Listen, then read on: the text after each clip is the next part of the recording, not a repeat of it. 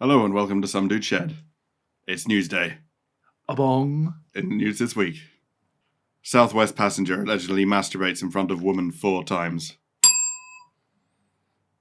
How can you do it 4 times? Yeah, you don't notice him after the first time, no? Yeah. They'll do something about it after the first time, no? We'll get round to that. We'll get into it. Headlines!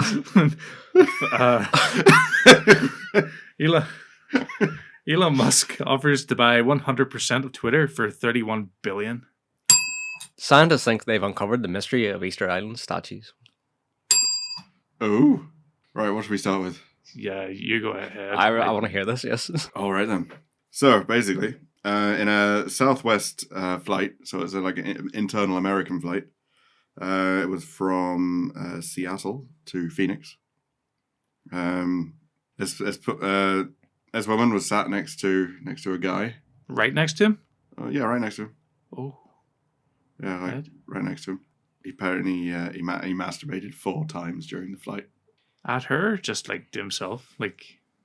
Well, I will read. A Southwest Airlines passenger allegedly masturbated in front of a woman on 4 separate occasions on a flight from Seattle to Phoenix, telling cops he didn't do anything wrong and actually thought it was kind of kinky. I'm sure he did. Why didn't anyone do anything about this after the first time? Well, he must have been careful enough that the air stewards didn't notice when they walked past. What about the person sitting beside him? Yeah, like just sort of feel. Hold on, there is more to this story. Like, if you masturbate 4 times, that means you must have completed it. And, whenever you get towards the end, you get a bit, raucousy. Raucousy, well. Yeah, you hit the vinegar strokes. So he exposed himself by pulling down his pants and shorts and proceeded to masturbate during the first hour of the flight. Pulling down his pants and shorts, so the thing was out. It was out and flapping around. It wasn't even underneath the shitty blanket that they give you. Could have been. She suspected that the guy ejaculated because he licked a white substance from his finger.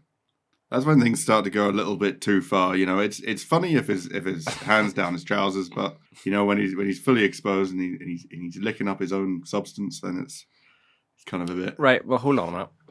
Why wasn't anything done after the first? Why wasn't anything done when he pulled his trousers down? Well, I don't know. I guess he was just too startled. Like a rabbit in headlights. Basically, whenever the guy fell asleep after doing himself 4 times in an So this hour. guy managed to get a power nap in and everything? Yeah. It wasn't a long flight, it was an internal flight. So like a 2-hour flight or something. So she took pictures of the guy when he was asleep, so she could show it to the police. Like his pants were down still? I don't think so. Why wouldn't you? There's a call button for the stewardess. Right above your head. The woman reported his awful behaviour to a flight attendant and then was allowed to move to another seat for the rest of the flight. So she did move after the first time then? Well, she did move after she reported the behaviour. Right. After the first 4 times. So she sat there for the 4 times he did it and then was like... No, was it the first time she moved? You don't explain this very well, Mr. Yeah, was it the first time she moved or was it the 4th time she moved? From what I gather, it seems like when he was asleep, that's when she reported it. So you said he fell asleep after the first one? After the 4th one. Oh, after the 4th one. All right, so... And she took a photo... Well, she was plainly still sitting next to him when he fell asleep. So it was after the 4th one. She took a photograph and then reported the stewardess. Mm-hmm. And then so it was after the 4th one. Yeah. So the guy has been arrested, from what I understand. Well, yeah, I would like to think so. And he's also been put on the no-fly list for Southwest Airlines. So he won't be flying with them again. They'll probably report his face and his name to all the other airlines, who will probably never fly ever again. It's a no-fly zone forever. Why did she wait to the 4th time before asking to move? I don't know. Why the She's moment? A fucking idiot. Why not the moment he pulled his trousers down and started playing on himself? You would just be like, hit the call button or go get a stewardess. Run away. Or run away. Because she joined in. I don't know. Sometimes you just wonder why a cyclist doesn't put their foot down instead of rolling into a ditch. But jizz on a plane. Talk about snakes on a plane. Yeah. water jizz on a plane. Earthworms on a plane. Oh. It was quite the journey. He arrived 4 times before he got there. Anyway, anyway, moving on. Either you explained that really shittily, or that just doesn't make any sense. I don't know. I explained it as well as this person has. Probably worse though, because it's me. Right. Elon Musk offers to buy 100% of Twitter for $31 billion. So, as you know, recently, or maybe you don't know, he became the largest shareholder because he bought 9.2% of Twitter. So he became sort of king ding at that stage. But now, according to latest reports, he's offered 54.2 per share to take full control. So I'm guessing that's what it totals up to 31 billion. Yeah. That's an awful lot of money. Yeah, but he's It's 31 billion pounds. It's nearly $40 billion. Or it's dollars. So yeah, or pounds. No, it is pounds. Yeah, it's 31 billion pounds. It's nearly $40 billion. Yeah. In a letter to Twitter chairman Brett Taylor, chairperson, Musk said, "Since making my investment, and I realized the company will neither thrive nor serve its societal imperative in its current form. Twitter needs to be transformed as a private company. My offer is my best and final offer, and if it is not accepted, I will kill you. No, I would need to reconsider my position as a shareholder. So it's kind of like, well, if you want me on board, this is my offer. If not, go fuck yourself." And there's a lot of people freaking out that he might actually bring free speech to the platform, which can't have that. Who's in charge of deciding whether they accept the money or not? Well, I assume it's your man Brett, isn't it? Or is it like the whole board has to decide? I assume it will be the board who decide, and then they have to make a decision what's best for any stakeholders. So this is like the company owns Hershey's in America. How they went and bought Cadbury's. They went and offered Cadbury's such a ridiculous amount of money for the shares. Oh, Kraft, is it? Kraft, yeah. Kraft went and offered Cadbury's just a ridiculous amount of money for the shares, and it was in the stakeholders' best interest to have it accepted. That's a hostile takeover. Right. I think it would be in the best interest because anything Musk touches, the value just skyrockets. Excuse the pun. The thing is, though, is he offering the current market value of the share, or is he offering more than that? Because that's how Cadbury's was bought out. It was like far exceeding the value of the share. That's why they had to basically sell it out to Kraft. It's a bit of a difficult thing. To Google that, because if we look up the value of Twitter, it's probably changed loads in the last few days. Well, I'm not too sure. It says here though, I think the reason he didn't join the board was because board members are not permitted to have more than a 14.9% stake during their time on the board or 90 days after. So that makes sense as to why he didn't join the board, because he probably just intended to buy it outright anyway. Yeah. Well, if he's offering well above market value for the share, then if the board's doing their job properly, then they would have to sell, because it would be in the shareholders' best interest if it's well above market value. Yeah. Twitter chief executive Parag says Elon's appointment to the board was to become officially effective 4-9, but Elon shared that same morning that he will no longer be joining the board. So he probably saw it and was like, ugh. That means the board might lose their jobs. I believe this is for the best. We have and always will value input from our shareholders, whether they are or on our board or not. Elon is our biggest shareholder and we will remain open to his input. Don't know what that means. It almost seems like, well, we'll listen, but we don't want to lose control. Yeah. He proposed a couple of major changes. He suggested transforming Twitter's headquarters in San Francisco into a homeless shelter. It would serve more of a purpose. They do need a homeless shelter. Yeah. Arguably, they don't need Twitter. He took to Twitter to highlight some of the changes. I feel like he's taking the piss. Like, imagine having enough money just to take the piss. Took to Twitter to highlight some of the changes he'd like to see the company. He even asked his millions of followers if they agree with him.